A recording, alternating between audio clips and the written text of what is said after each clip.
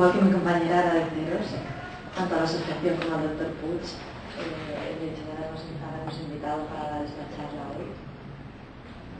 Intentaremos hablar un poco de la aplicación.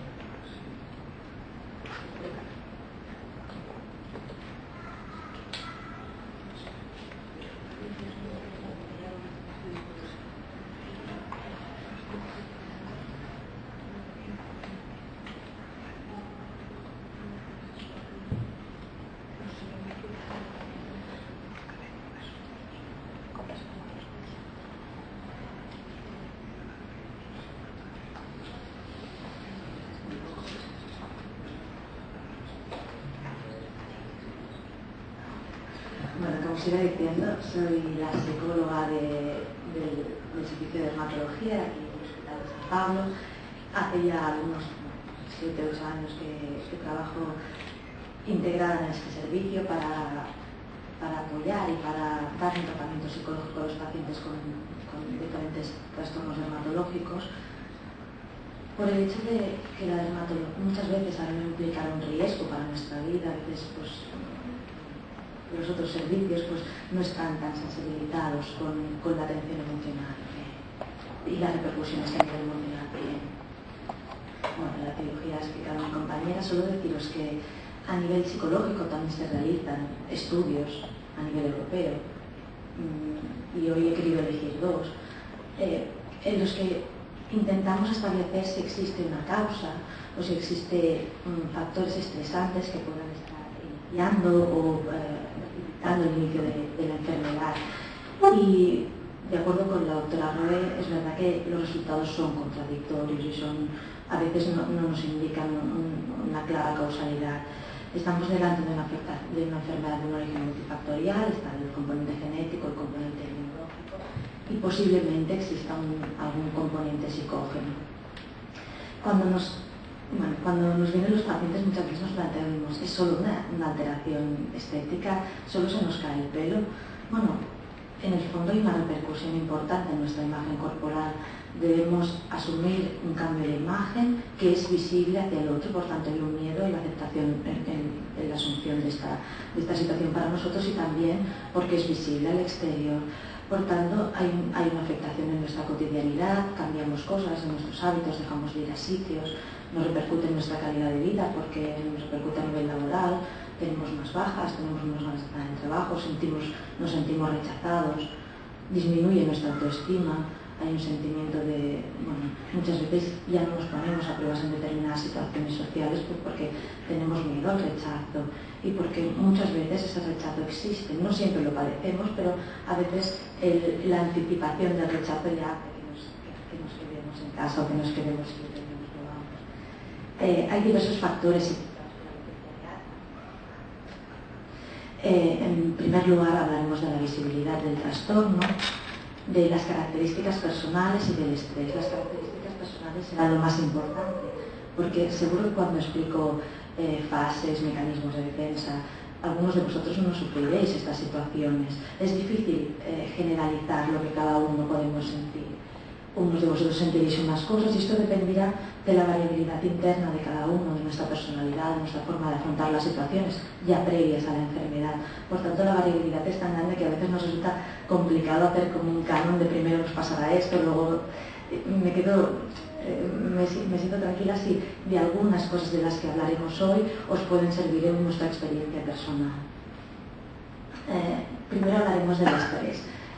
Hablamos de factor precipitador, no lo sabemos. Es verdad que en nuestra práctica clínica y en la experiencia sí que muchos de vosotros habláis de que habéis pasado una situación con un estrés crónico, ya sea laboral, ya sea familiar, bajo una situación de presión y al cabo de unos meses podéis desarrollar este inicio de pérdida del pelo. Pero otros pacientes no lo refieren y al contrario muchas veces parece que busquemos y no le ha pasado algo. Bueno, y hay pacientes que dicen que no y es respetable. Seguramente no hay datos científicos que respalden esto. Sí que en nuestra práctica lo encontramos, pero los estudios, como os he mostrado antes, a veces hablan de que hay, como ha dicho la doctora Roé, que hay una situación familiar disruptiva de la infancia y puede tener, parece, una relación en la alopecia areata en la edad adulta, pero no queda claro en niños, no sabemos si hay factores estresantes, en algunos pacientes sí, otros no. Lo que sí que sabemos es que el hecho de padecer esta enfermedad conlleva un estrés importante, una afectación emocional importante para el paciente.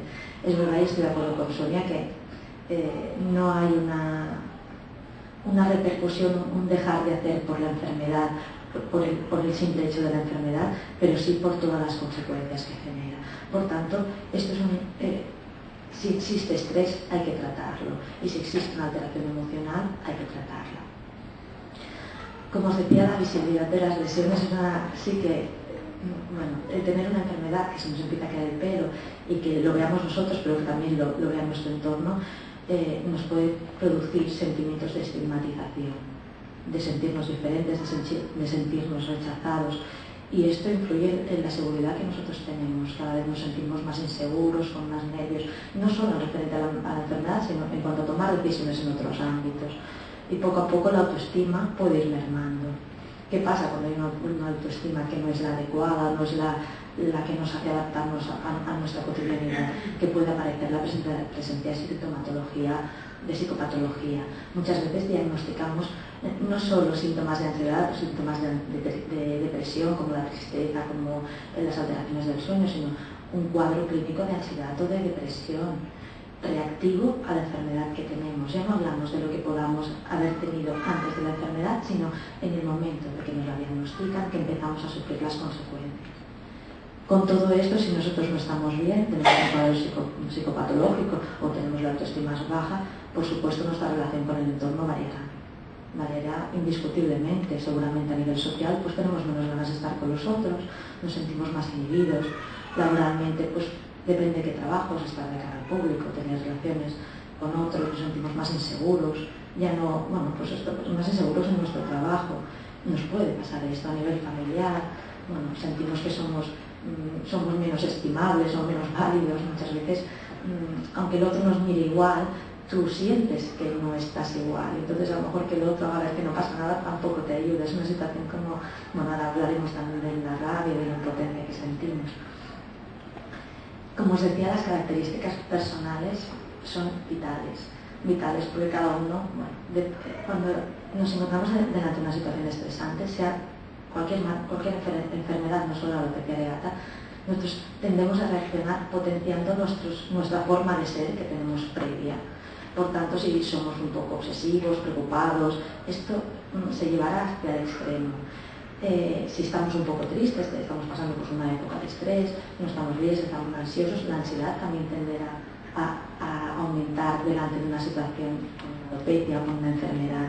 Pero también es verdad que el hecho de que exista una enfermedad o una alopecia areata hace que nuestro organismo active cosas y active mecanismos de afrontamiento que pueden ser buenos, positivos, adaptativos a la enfermedad o desadaptativos. Entonces, en función de estas dos características, nosotros afrontaremos el hecho de tener una alopecia areata. Bueno, ya os he dicho que poner fases es un poco complicado, pero bueno, intentar explicar que delante de un diagnóstico, delante de la pérdida del pelo, siempre hay una reacción emocional. Una reacción emocional esperable. O sea, no nos puede pasar esto y quedarnos igual o no importarnos. Ante el inicio de la pérdida del pelo, pues primero tenemos preocupación, ansiedad, miedo. A veces no le damos importancia, bueno, esto ya saldrá. Pero delante del diagnóstico que nos pasa, bueno, hay un aumento de la preocupación por la enfermedad, interés por conocer lo que nos pasa, por supuesto, interés por los posibles tratamientos. Delante de esto, lo primero que nos encontramos es implicados. En otras enfermedades encontramos una fase de negación, no sé, los pacientes hipertensos o diabéticos, siempre hay como una fase de negación. Yo creo que en la alopecia areata es difícil de encontrar esta fase. Hay una fase de implicamiento, de consultar, de iniciar tratamientos, entonces dependerá un poco de la percepción que tenemos del tratamiento o de la recuperación espontánea. Si hay una mejora clínica, nos sentiremos mejor, más tranquilos, y tiene tendencia a quedar como una preocupación residual, no sé cómo decir, bueno, como un miedo a posibles recaídas y si esto no vuelve a pasar, anticipación de situaciones, bueno, pues iré con cuidado, si me dice que puede ser por nervios, pues me tomaré las cosas más tranquilamente. Bueno, ya os digo, estos son mecanismos de afrontamiento que vamos utilizando. Si no hay mejora clínica, subjetiva o real, bueno, lo que os decía que no existe la fase de negación, pero sí que hay otras fases. Hay pues, la fase de rebelión, de ira, de rechazo, de no querer hacer ningún tratamiento, de tristeza. Y finalmente la fase de afrontamiento y aceptación. Pongo entre comillas, luego explicar esto de la aceptación. No hay tiempo para esto. Hay personas que nos quedamos en una fase y poco a poco vamos avanzando. Entonces, esto no es un mes estoy en una fase, otro mes en otra y al final estoy bien. No. Cada uno necesitamos un proceso. Y es respetable este proceso. Siempre que exista, que nosotros veamos que no avanzamos, que nosotros nos digan, como siempre debemos consultar o debemos pedir ayuda, porque bueno, yo creo que nuestra máxima debería ser no sufrir o sufrir el mínimo. Tenemos una afectación, tenemos una enfermedad, bueno, entendemos que a nivel psicológico podamos tener las mejores herramientas para afrontar esta situación. La primera fase es la que os decía, de incerteza o de ira, pues porque me ha tocado a mí, yo no me lo merezco.